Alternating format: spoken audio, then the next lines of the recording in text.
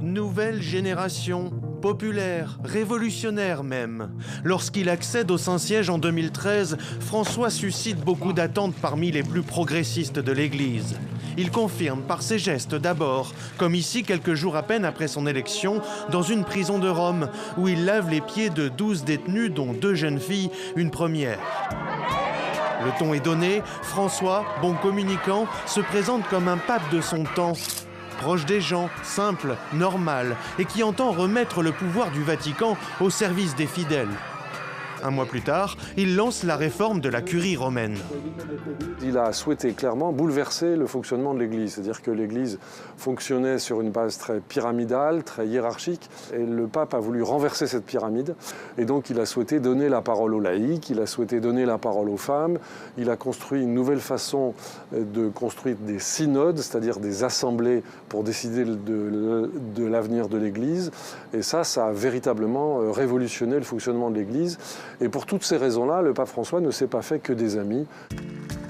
Qu'à cela ne tienne, tout au long de son pontificat, le pape François a multiplié les décisions inédites, nommant par exemple une vingtaine de femmes en responsabilité au Vatican, ou bien encore en ouvrant la porte aux personnes divorcées, remariées et même aux couples de même sexe. Ça a été un pape progressiste. Il a eu des propos inédits, par exemple pour les personnes homosexuelles, le fameux « Qui suis-je pour juger ?» qui a ouvert la voie en 2023 à la bénédiction de couples homosexuels. Et ses propos aussi pour l'accueil des étrangers, des migrants et les gestes qu'il a pu avoir. En 2016, il ramenait même des réfugiés dans son avion papal depuis l'île de Lesbos. Donc il peut décider de choses assez fracassantes, mais il a quand même derrière lui un gouvernement, la curie romaine, et des évêques et toute l'Église qui est quand même censée lui rester fidèle.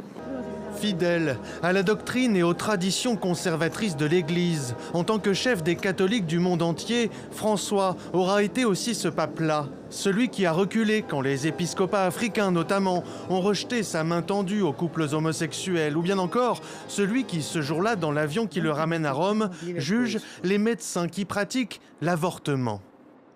Un aborto è un omicidio.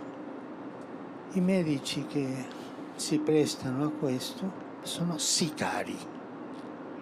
Des propos qui ont achevé de convaincre les déçus du pontificat de François. Malgré ses prises de position sur les abus sexuels par exemple ou sur d'autres dossiers internes à l'Église, ses détracteurs estiment qu'il n'a pas été assez loin.